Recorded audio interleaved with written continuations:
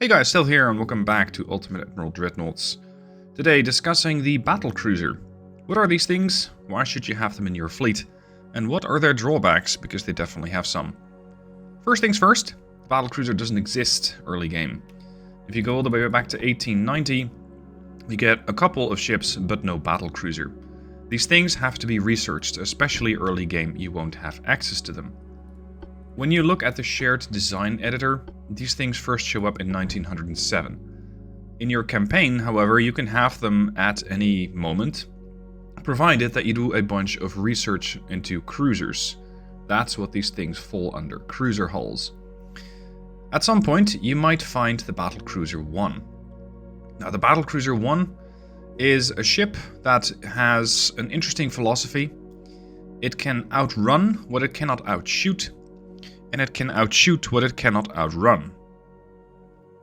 In case that was a bit too much out there, a battlecruiser cannot likely outrun a destroyer, a torpedo boat, a light cruiser, and potentially some armored cruisers or heavy cruisers as they're later called.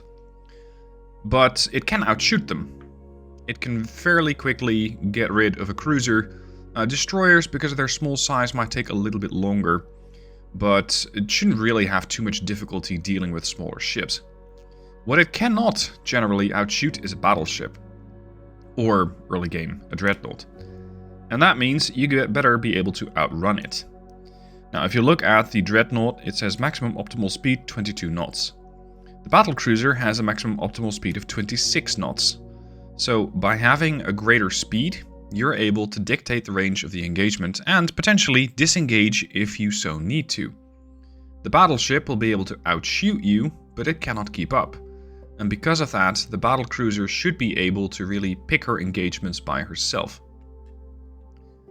As for general designs, I like to use these things in either a role where they hunt cruisers and light cruisers, or where they hunt a battleship, and their armament is going to be different.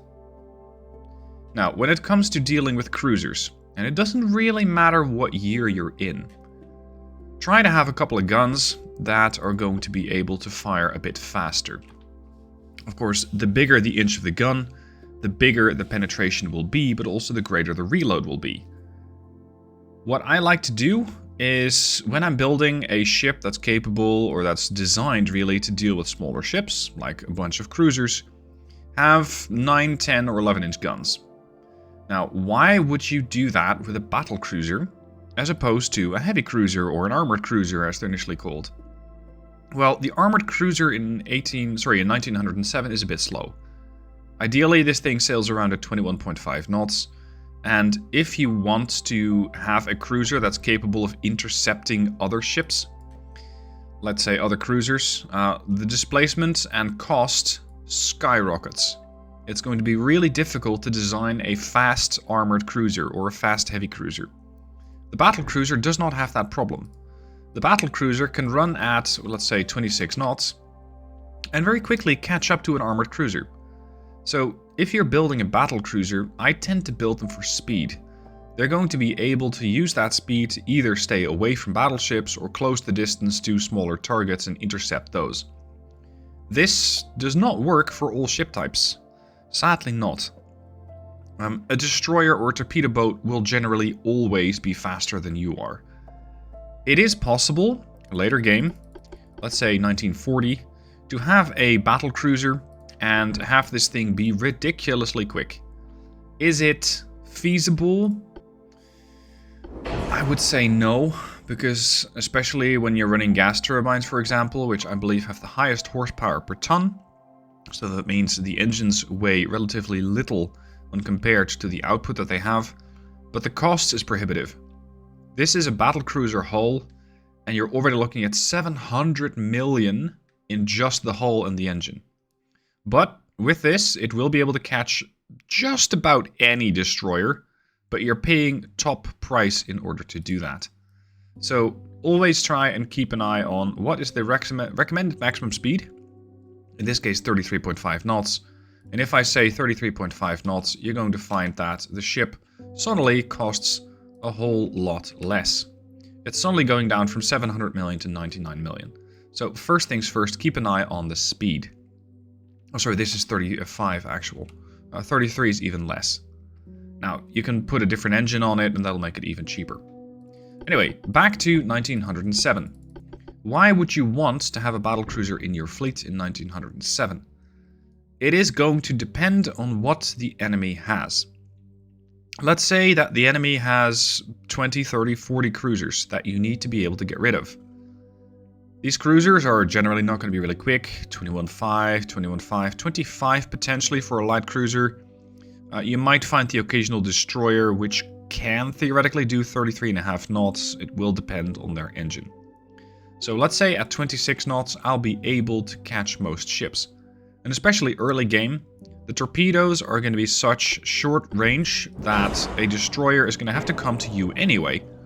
This thing can only do 6 kilometers. So it's not like that destroyer, that pesky little destroyer, that's going to be able to outrun you, will be able to outrun you and torpedo you. Because at 6 kilometers you really should be able to actually catch this guy. So how would I build a battlecruiser designed to take on a destroyer? I would make sure that it is fast and sleek. And you do that by reducing the width. By reducing the width, so by reducing the beam. This is going to mean that you need less engine power to keep the ship at greater speeds. It also means your ship's going to be less stable. So please keep that in mind. You are going to be suffering a slight slight detractor to your base accuracy. Now you could argue, well, yeah, but I want to have a lot of accuracy. You can, if you want to increase the beam, but be aware that both your weight, so let's say relative engine weight, as well as pricing will increase. If I'm sitting at 0%, I'm looking at 17 million, and I have about 9,000 tons that I can actually use for building the ship. If I push it all the way up, I have about 10,000 tons, so a little more, but my pricing has increased substantially. And ideally, I want to be hunting cruisers on the cheap. So I now get about 8,000 tons and change, but my ship's only 14.7 million. And this is what I want. I want to have a smaller ship because the enemy cruisers might not be that expensive. And I don't want to spend tons and tons of money in order to start catching those guys and sinking them. Ideally, in the campaign, you won't have this slider, but ideally you get the best crew. And I would go with standard quarters. Spacious quarters really only allow you to lose a bunch of your crew and not really suffer any detractors. So you don't suffer any debuffs by losing a bunch of crew, whereas if you have cramped quarters, you're going to have exactly enough crew to man all your stations. You can see here I got 313 members for control, and that's the minimum. If somebody starts dying, and that tends to happen in the battle, you will lose crew, you're going to suffer a lot of debuffs to your accuracy, your reload, all of these fancy things that you might want. If I set this to standard, I'm going to have 380 crew members for control, whereas I need 333. So I'm going to have a bunch of crew spare, if you will. Now, when it comes to propulsion, I want to try and optimize these things for speed. And this is going to be able to do that. Because this means that you're going to have you're going to have more smoke interference. At least it looks like that. But it isn't quite as bad. Because the tooltip is a bit distracting. Your smoke interference here is plus 100%. So you're going to be throwing up a lot of smoke. And the stat currently says 0 because I don't actually have a funnel. But if I throw up a funnel, you can see my smoke interference is 54. Which is causing another loss to base accuracy. If I go to semi-oil, that number changes to 42. Now this is not that bad. 54 isn't that bad either. But either way, I would go for semi-oil fuel. Next, your boiler type. I would, and this goes for both battlecruisers that are designed to take on battleships and to take on smaller ships, go for forced, because it means you have more funnel capacity relative to the amount of funnels that you have. Yes, your engine vibrations will go up, and yes, your smoke interference will go up, but I like to have pretty good engine efficiency to make sure that I don't need a ton of funnels in a row. And keep in mind, for the era, this thing is pretty quick at 26 knots. It's pretty fast. Engines, always the best. Why? Well, you're just paying not that much more for it. But when it comes to your displacement, it is going to help. And generally, engine vibrations will also cause issues when it comes to your accuracy. So over here I get plus 25% engine vibrations, throwing off my accuracy. And here I get 15% less engine vibrations, so that's what I want. Auxiliary engine, I only get one. I do recommend that you take this one, because it will allow you for faster ship repairs, as well as faster rudder rotation. Advanced propeller shaft is going to help you with accelerating and turning, and again, repairing the engines. This thing, much like a destroyer, essentially, speed is life. Speed is survivability for these things. Because the moment that a battlecruiser is going to be caught without mobility, the moment that it loses the ability to run, that battleship that you've been trying to outrun might actually catch up to you while you're hunting down their escorting cruisers. When it comes to a rudder, this is a bit personal preference. What I tend to look at is my minimum turning circle, and it's currently 533. If you go for an unbalanced rudder, it's going to go to 433. If you go to a balanced rudder, it's going to go to 647. But also look at turning speed. How much of your speed are you going to lose while you're turning? In this case, it's only 5%. So it is very good at turning the ship and maintaining speed. If I'm going for an unbalanced rudder, that thing goes to -8. And this is with, let's say, a naked ship. It doesn't actually have anything on it just yet.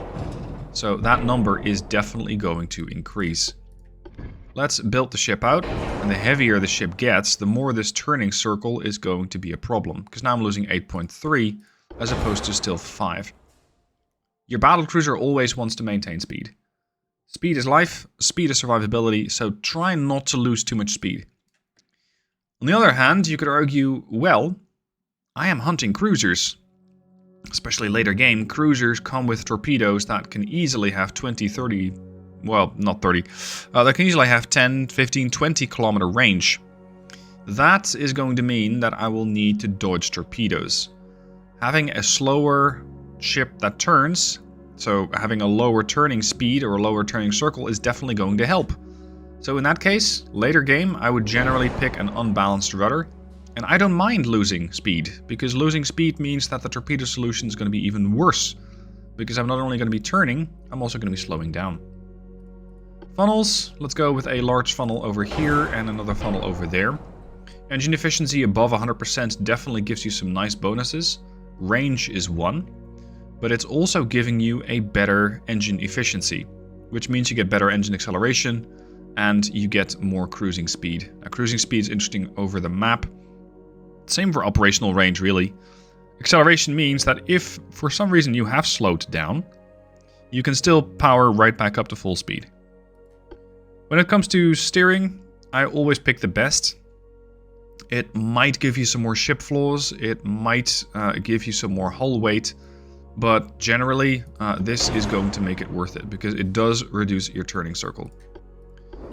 Let me demonstrate. If I go from steam to electro-hydro, we're going from 686 turning circle to 595, so that's a lot better. Okay then, guns. We're hunting cruisers. I don't need a lot of guns, or I don't need very large guns. I mean, 13-inch guns, yes, they will definitely get the job done. You might not even need that many hits, but the problem lies in getting a lot of salvos off. And when it comes to smaller targets, I prefer having more shells. So more fire rather than bigger shells. In this case, it's 1907. I know that enemy cruisers won't have a lot of armor. So I'm going to use that to my advantage. I'm going to not bring a lot of big guns, I'm going to bring a couple of smaller guns. When it comes to whether you want dual barrel or triple barrel, that is going to be up to you and up to the tech that you have developed. As I have outlined also in my battleship video, you can have dual barrels which are more accurate, or you can have triple barrels which are slightly less accurate, but which kind of offset that problem by just throwing out more shells. So this is going to be down to you. In this case, I would bring 10-inch guns, dual barrel, and dual barrel there. You could also, if you so desire, have another barbette there. and then plunk down another turret. There. That would be the base armament of the ship that I would bring. Now keep an eye on your 4 weight offset, because this is going to impact your accuracy again. And since you're trying to hit some fairly small targets, I would want a pretty good base accuracy. Especially since I'm already ruining the base accuracy a little bit by having that ship be very narrow, very low beam. So 3.4 I'd say is acceptable. If you want to push back this turret a little bit, you can slightly fix it. 2, 3. There, 1.6. It doesn't have to be perfect, you can still outline this later. As for armor scheme, I would go for the best armor scheme because it means that my armor weighs less, so I get more displacement to work with other items. Barbettes. Barbettes protect you from flash fires. That means that if a turret gets critically damaged, it could explode.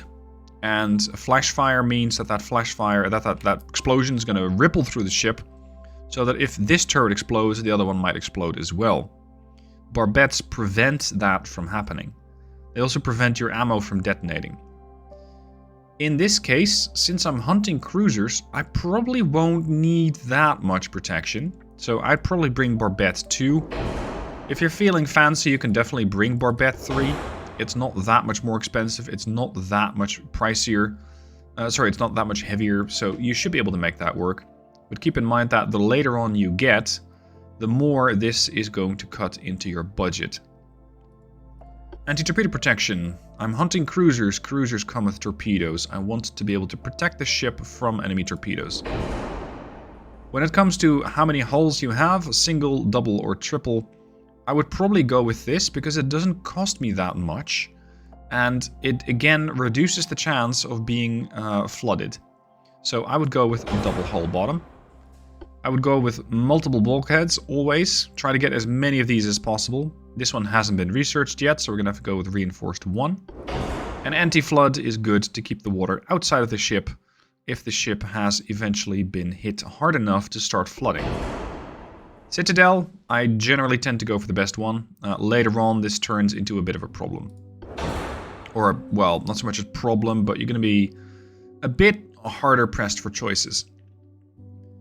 When I'm hunting cruisers, I will not likely be firing a lot of high explosives, so I'm going to set this to increased AP. This means I get more armor-piercing shells than HE shells. The secondaries I don't have yet. I'll address that in a bit. Now, the shell type. What type of armor-piercing shell do you fire? This is going to be really important, because this is going to mean, can I actually penetrate the target that I'm trying to shoot at, or not? And in this case, semi-ballistic might very well be the target, or might be the shell type that I want. And here's why. If you're looking at these shell types, they all have a maximum ricochet angle. This means how likely, and this is kind of making it an Eli 5, making it very, very simple. How likely are you to ricochet off of the enemy hull? So let's say that you're approaching a target and you're looking at it like this. This is a very rounded surface, and your AP shell is going to have a hard time digging in, so it might just hit the target. It cannot find a sort of suitable angle to dig in and penetrate the hull, so it'll just bounce off harmlessly. That's ricochet. Semi-armor piercing shells don't have that high of a ricochet chance. And because of that, you're very likely to start penetrating the target. But you're paying a price. Your pen isn't that good. If I'm targeting ships about 10,000 meters away, well, let's say 7,500 meters in this era, 7,500 meters out, I can pen 11 inches. Which for a cruiser could be too little. It might not be enough. A light cruiser, definitely. A destroyer, you're probably going to be over-penetrating, so you're going to be doing too little damage because the shell is not that likely to get stopped entirely by the ship, but fly in one side and out the other. If I'm looking at capped ballistic shells, that's the other end of the spectrum. I haven't researched the better one yet. The problem here is that at 7,500 meters, I'm looking at 26 inches of pen. That means that, especially against heavily armored cruisers, I might be able to do a lot of damage. Against lightly armored cruisers, or light cruisers even, I will not really be that effective. Because 1, the chance that my shell ricochets is really high. 2, my pen is too good. So the chance of an over-penetration, which means that if I fire at this side of the ship, it's going to go in this side, so it penetrates the armor there. It keeps going, it keeps going, it keeps going, and it has so much energy that it flies out the other side. Doing very little damage, because you want the shell to go into the ship and explode on the inside. In this case, I think APBC or armor-piercing ballistic capped shells are too much. I would probably go with semi-ballistic or standard, and also play around with the type of shells that you fire, the propellant and the bursting charge. Now, let's first look at how the pen is right now. I'm trying to pen cruisers, and I think that 20 inches of pen is a bit on the high side. I'm gonna go down to semi-ballistic. This is something that, as you play the game, you'll kind of get a feel for it. 14 inch is okay, but you can still increase or decrease this depending on what or how heavy your shells are going to be. Now, this heavy shell type means you're going to be dealing more damage. Your pen goes up, your range goes up, but your reload also goes up, as well as the cost of your main guns. In this case, I'm not really looking at cost that much. I'm just looking at what sort of pen I can get, which is currently 14.9. If you go for light shells, it kind of goes the other way. Your range goes down, your reload goes up, your price goes down, and your gun base accuracy goes up. So that looks pretty enticing, doesn't it?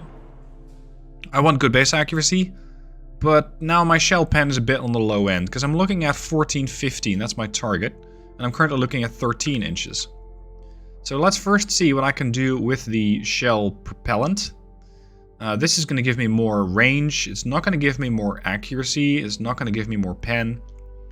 This is going to give me more pen, but also more chance to go up by having a flash fire.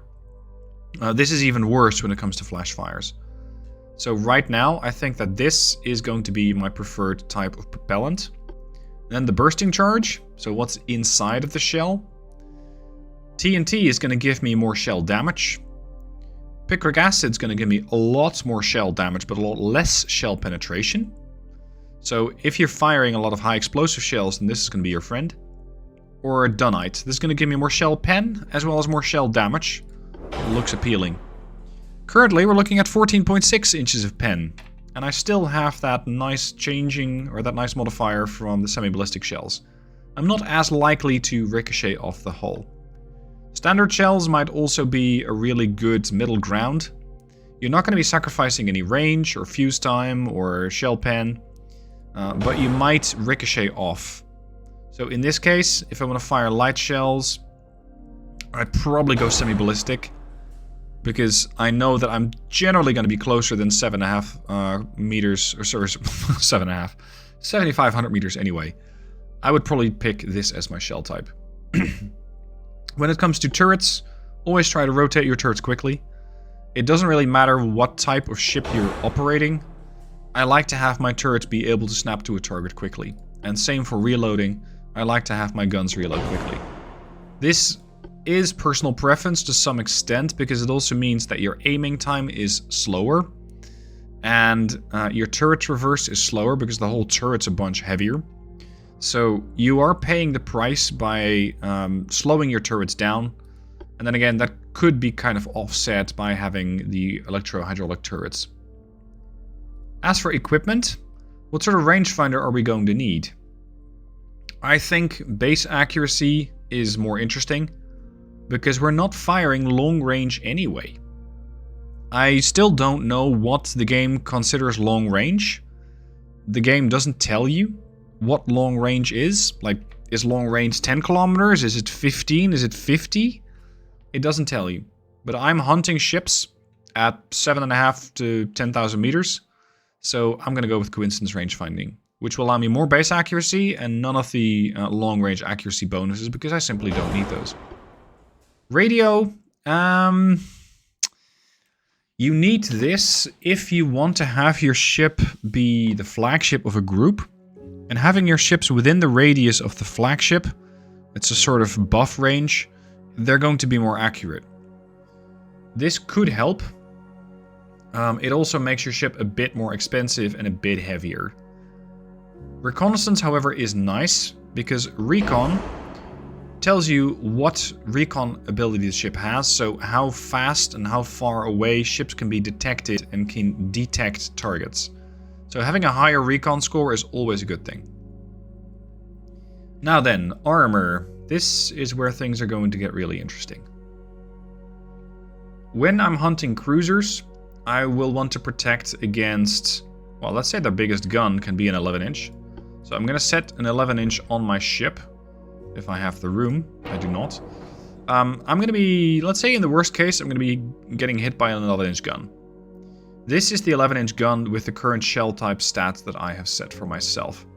So in this case, I might suffer a 19-inch AP shell that will hit the target.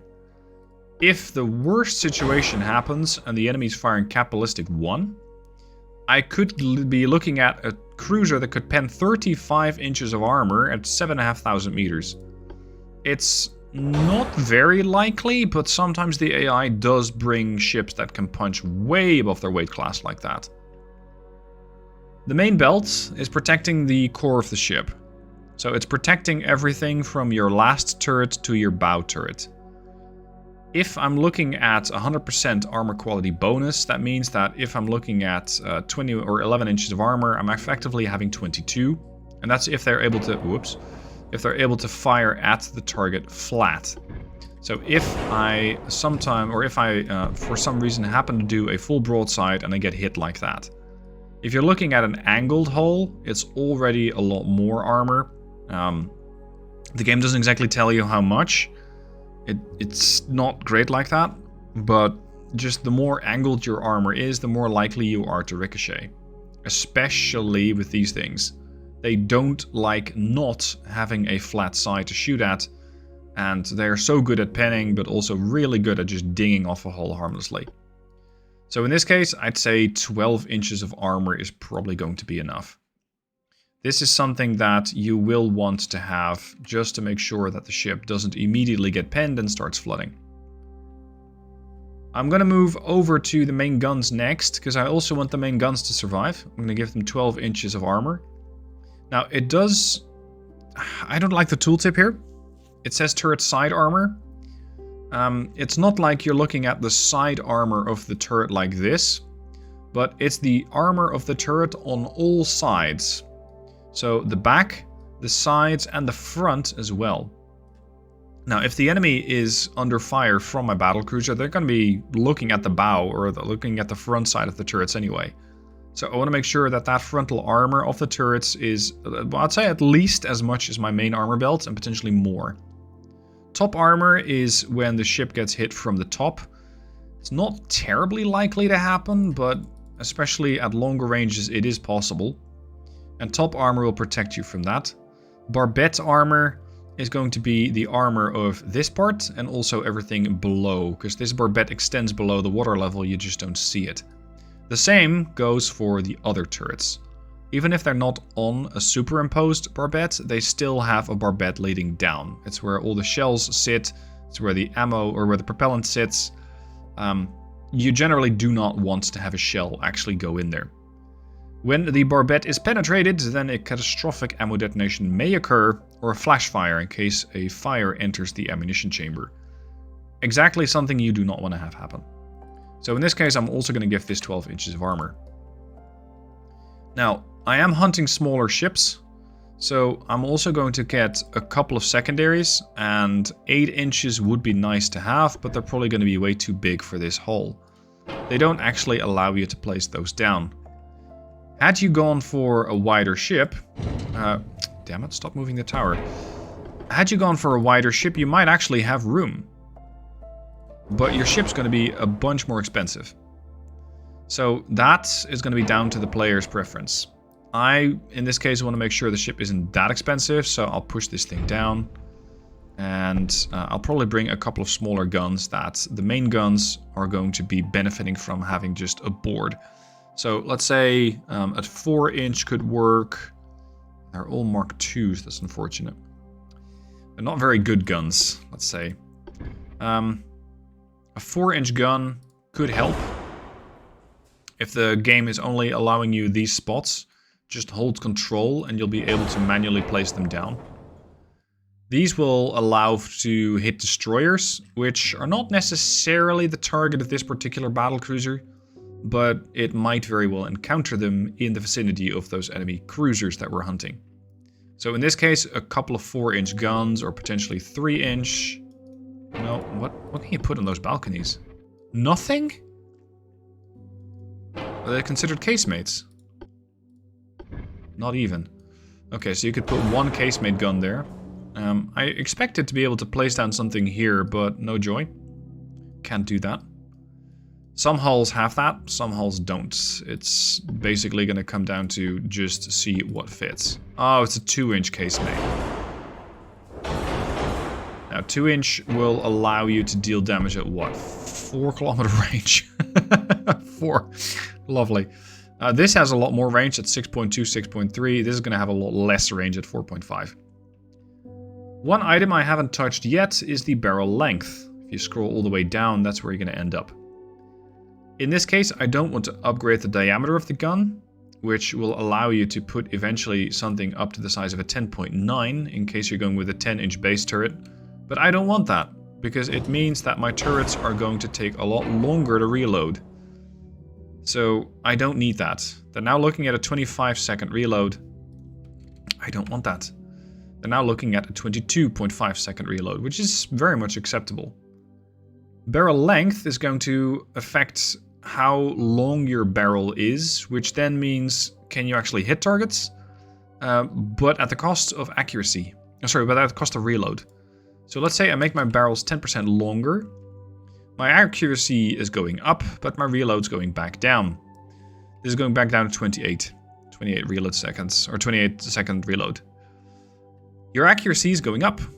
At 7,500 meters, which is the range we've been designing the ship for, I can have an accuracy of about 4.3%. Without that, this is going to be a mere 2.7%. Now, considering I have 8 barrels, that is going to add up. It is going to work.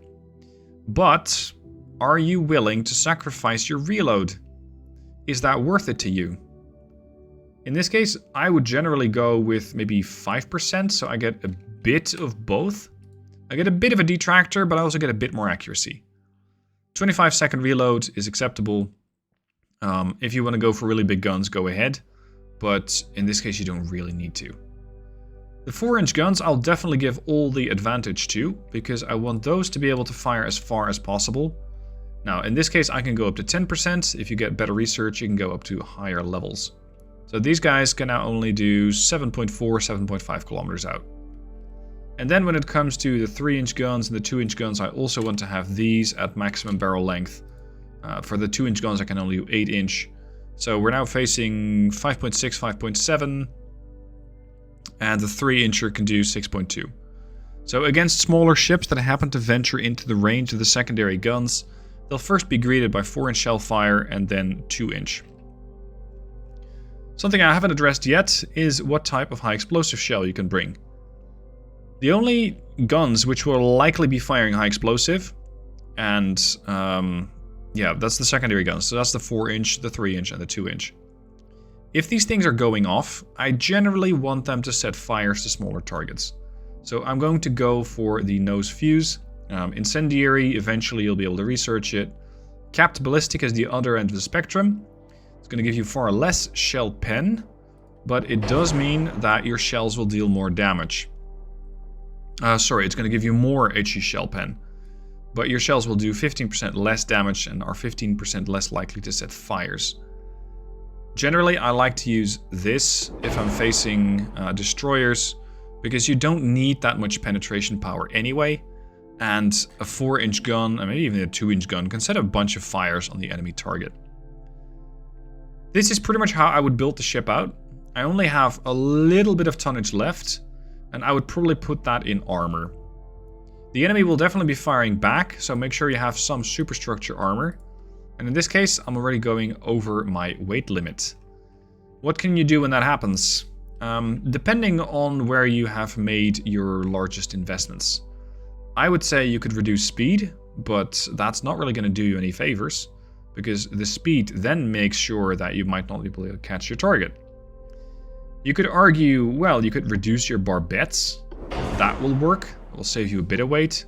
You could reduce your torpedo blistering. It's going to save you a lot of weight. But is that worth it?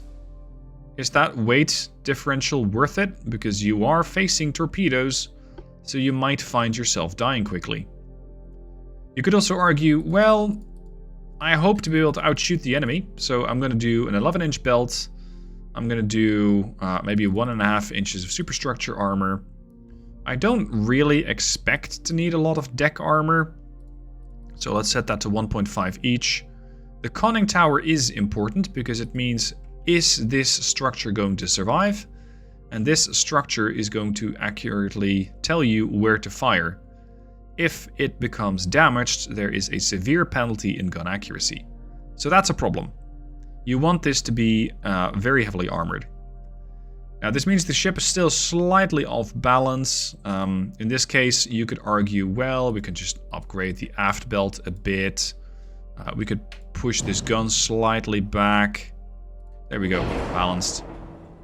But the moment that you start touching the armor scheme again, your balance will go out of whack. So you're constantly trying to balance this thing out, and 0.1% is perfectly fine. You don't need to worry about that. So early game, and I'm talking 1907, this is a battlecruiser that I would probably build in order to face enemy cruisers. Let's go with another design, one that is far more modern. Let's go for 1940. Now, the game sometimes does, something a bit funny. Depending on the nation that you have, it could call it a fast battleship. It's a bit weird like that. Let's see, another nation has that, I believe. Yeah. This is the Soviet Union. They consider this a fast battleship. It is, according to the game, a battlecruiser, as indicated by BC, but it's a fast battleship according to the name. So, yeah, make of that what you will. You can see that you now have a lot more different battlecruiser hulls. You got one that can do a maximum optimal speed of 39.5, but your displacement is only 51,000 tons, and this one goes up to 75,000. You got a modern battlecruiser. A large cruiser is not a heavy cruiser. Nope, it's just a really, really small battlecruiser. Insofar as that makes still sense. Anyway, what I'm facing is a battleship. If I'm facing a battleship, I will probably want quite a lot of speed, because the enemy battleships in 1940 are generally plunging around 30, 33 knots, something like that. So I want to maintain my range, and I want to maintain my speed. In this case, I'm going to go for 38 knots, because it doesn't break the bank. 39 knots is going to put you a little bit higher. 40 knots is probably going to start pushing the budget. And something like 45 knots is going to break the bank. This is on a really weird curve. Don't ask me why. This is something the devs put in. Right.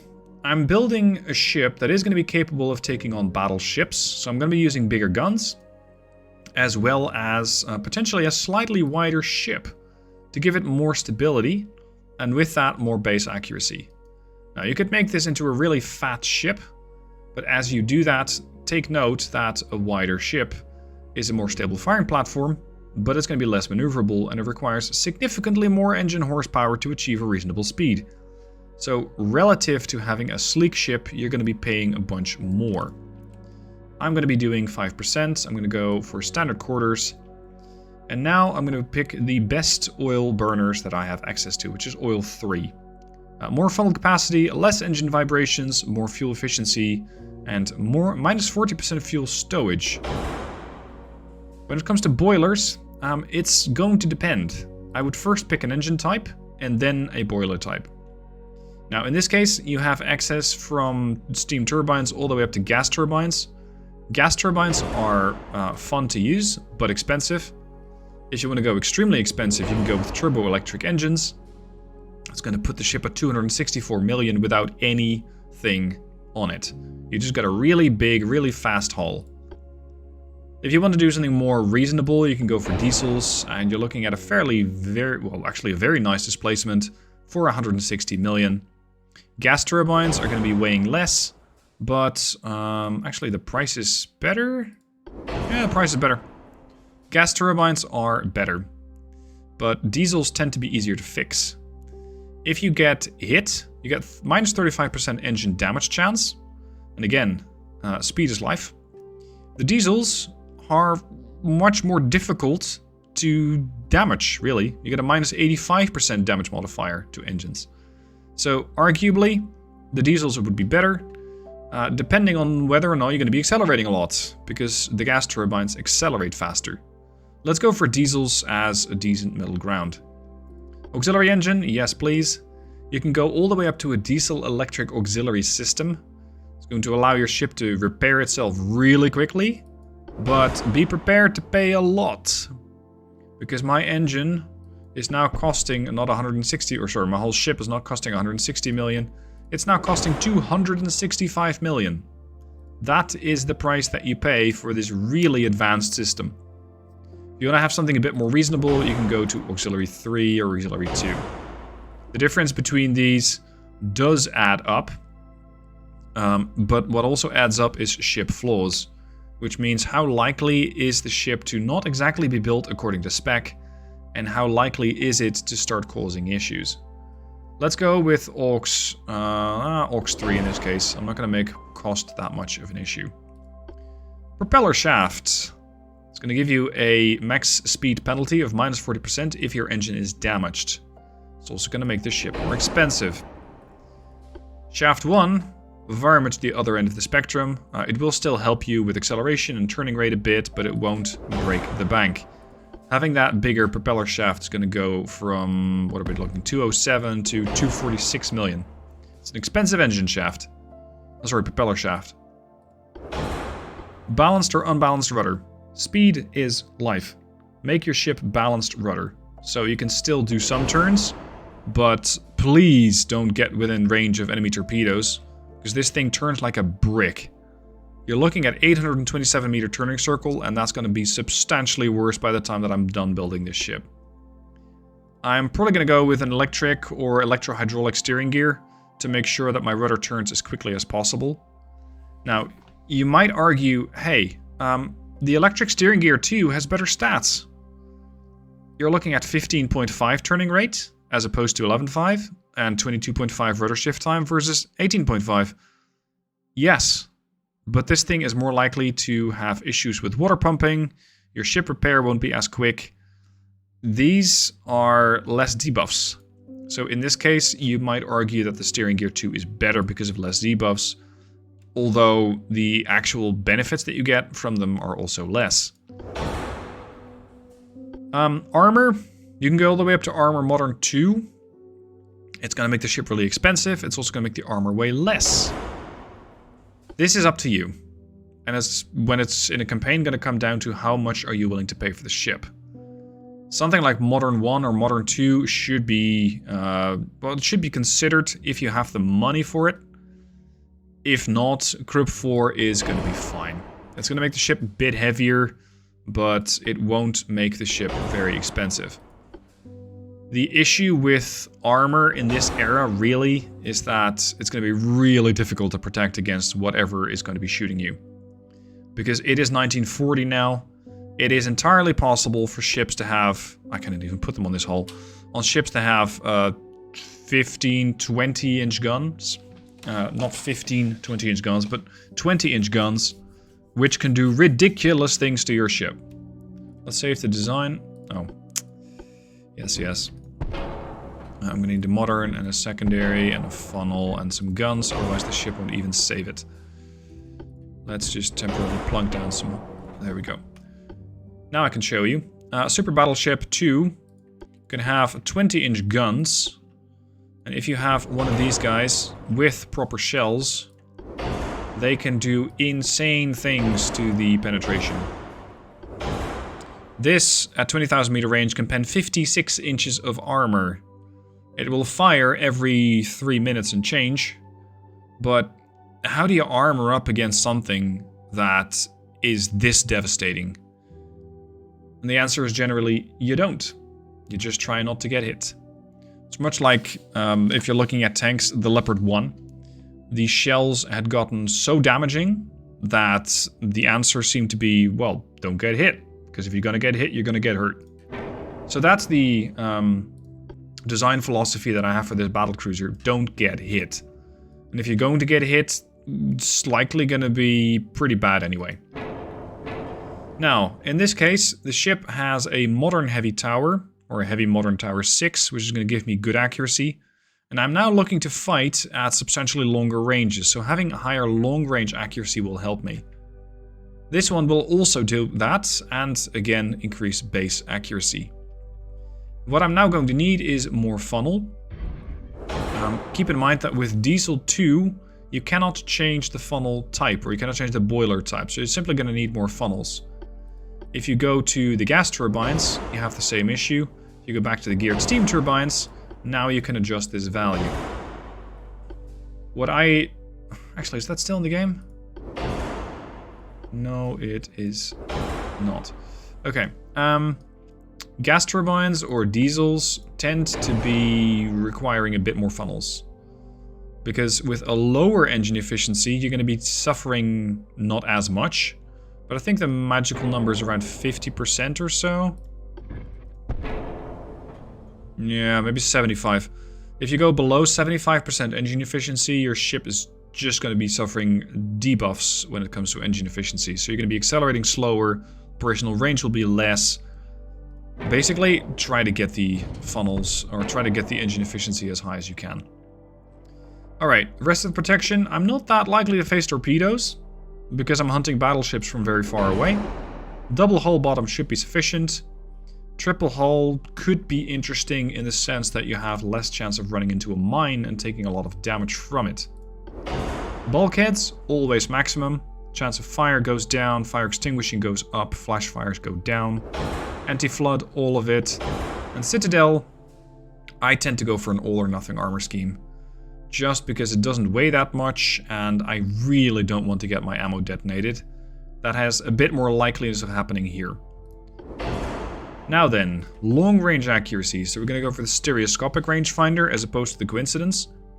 This one's going to give you more base accuracy. This is going to give you more long range accuracy, which stacks really well with the accuracy that I get from the towers. Acoustics? Maybe some, so I can spot a torpedo and potentially take an evasive course of action. Radio. Again, if your ship's a flagship, you might want this. Otherwise, I don't really think you need much more than an improved radio telegraph, but thankfully, they don't cost that much. I mean, it's 6 million on a budget of 300 million. Are you really going to notice? Radar, generally the best that you can get. Because this is going to, again, give you a long-range accuracy bonus. And something that they have also added in a recent version is the interference from your own guns. If you are firing at a target, then your gunners will look for the splash of their shell.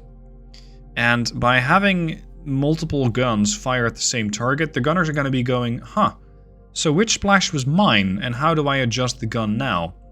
This offsets that. Minus 85% splashes from other guns, and minus 65% from own guns. So that helps. Also makes the ship more expensive. Because we're going from, let's say, Generation 2 Raider, 333 million to 340 million. Still, I want to have every benefit I can against an enemy battleship to ensure that I'll be able to hit it at long range. So I'll happily pay an additional bonus in order to get the radar. Okay, gun time. What are we gonna need? Probably some fairly large guns. And on this hull, you're limited to having only 15-inch guns. That's the best that you can get. Some hulls allow you for 18-inch guns, some hulls allow you for 20-inch guns. This hull says, nope, we can only do 15s.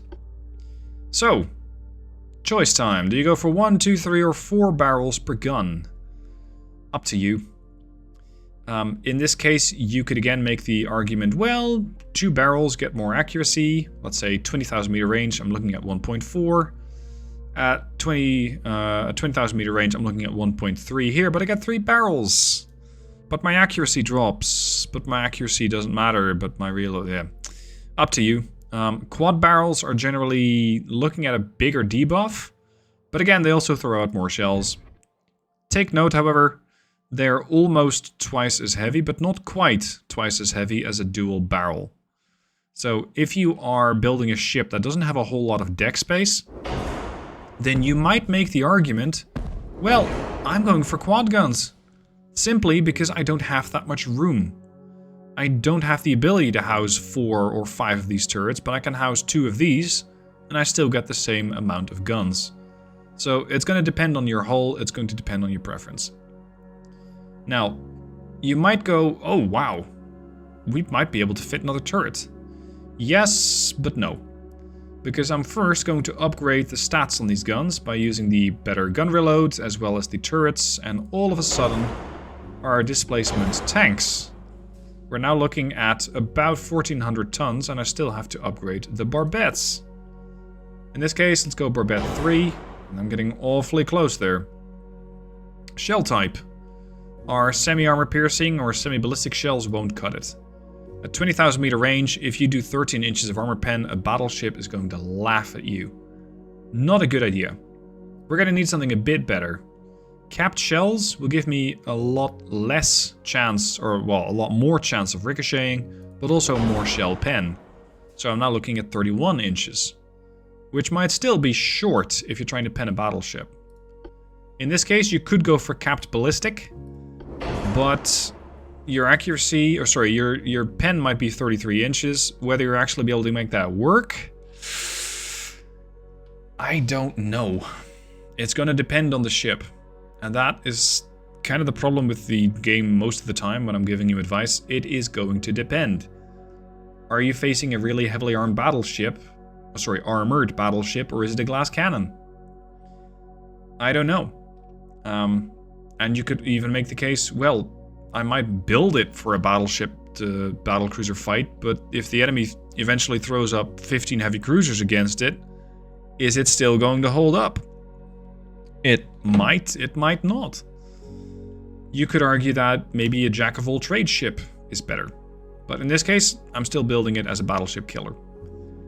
I probably would pick Capped Ballistic 1 with super heavy shells for even more shell pen, and try to get the most out of the bursting charge and propellant that I can. This is plus 4% shell pen. This is plus 3.5% shell pen. No shell pen bonuses. This is no shell pen bonuses either, and Dunite is shell pen, but substantial flash fire chance. We're going TNT 4. And then you get the access to triple base. This, however, is only 1.5% shell pen. It's not that much. 2 powder, substantially better, 12.5. So let's go for that. If, however, you're building a ship out for damaging with high explosive, then 2 powder is not good, because you won't be setting fires. It's a minus 50% modifier, whereas with triple base, you don't have anywhere near that. In fact, you're getting... no, you're not getting any debuffs to flash fire or to fire chance. I want to get pens. I want to get this. So what is my pen now? 20,000 meter range, 39 inches. That should be enough to start penning most battleships. Alright. The ship's a bit heavy towards the stern, and I'm still going to be working on the armor scheme, so let's work on the displacement first. Because the ship has the citadel, which is the line from there to the line there. So the line from your most stern turret to your most bow turret. The smaller this part is, the less armor on the main belt you will need. So what I'm going to do first is try and condense everything. And that means I'm going to push this thing a bit closer. I can pull this thing in. And let's see, push this. Oh, the funnel doesn't move. Here. Funnel there. Now note what this is going to do for my weight. 51,740. 51,0. It's because the armor on the main belt is suddenly less because my citadel has shrunk. Still, the ship's a bit stern heavy.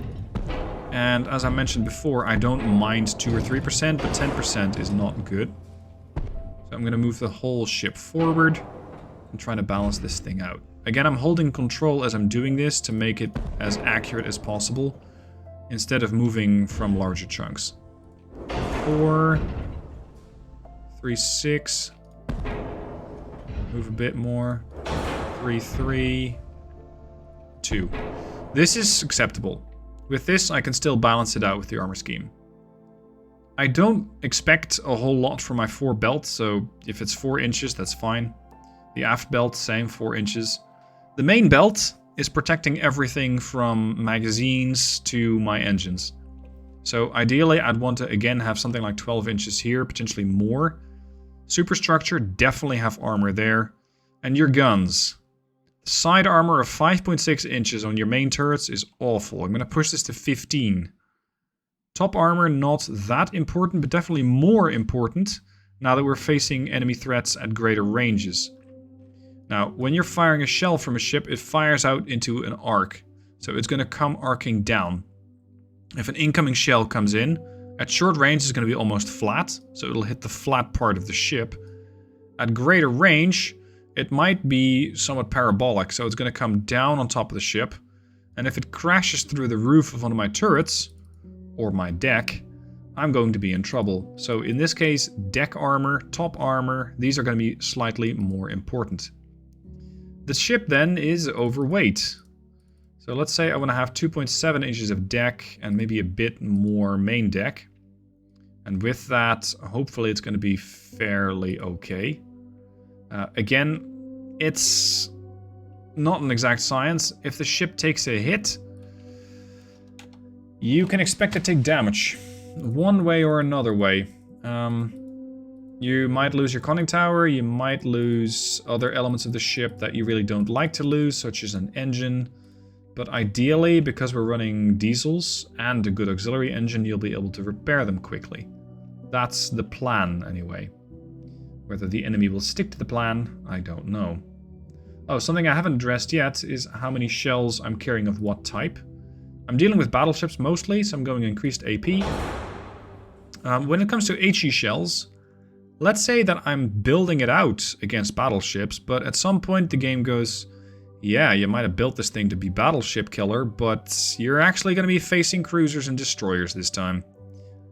In that case, you might want something like Nose Fuse HE. You're looking at less shell pen, but not minus 95% shell pen, and you're getting a pretty decent HE damage. So in this case, if I hit if a couple of cruisers show up, I might use AP to see what that does. If it ends up slicing right through the ship, I'll go back to HE and maybe base fuse HE. Because at 10 to 15 kilometers, I can still get 6.5 to 5.3 inches of armor. Pen, that is. And the AI generally won't have that much superstructure armor. The ship, however, is now overweight. And that's mostly due to the stern. Or at least the stern also has a weight offset. So I'm going to take off some stern armor. Some stern armor belts. Some stern deck armor. And yeah, where can we liberate more? Let's push this down to 14. Not enough. I'm going to reduce speed slightly. I'm going to say 37.5. And now we're within balance. Now we're within our allotted weights class. So this is a ship I would design in order to deal with battleships. Note how it has no secondary guns. If this thing comes up against cruisers or destroyers, you're going to be in trouble. And potentially, I hope that you're going to be escorted by some smaller ships. If you want to make it slower still, or you reduce the operational range, you now get a bit more availability in displacement to get a couple of guns. I'm trying to use this balcony here. And by balcony, I mean where all these searchlights sit, because that's generally we can add guns there. So now I would have a decent amount of protection against smaller ships. And by smaller, I mean destroyers. Because a cruiser is generally not going to be very scared of a 3-inch gun. If this makes you feel better, if this helps your battlecruiser sleep at night, then by all means, put a couple of smaller guns on.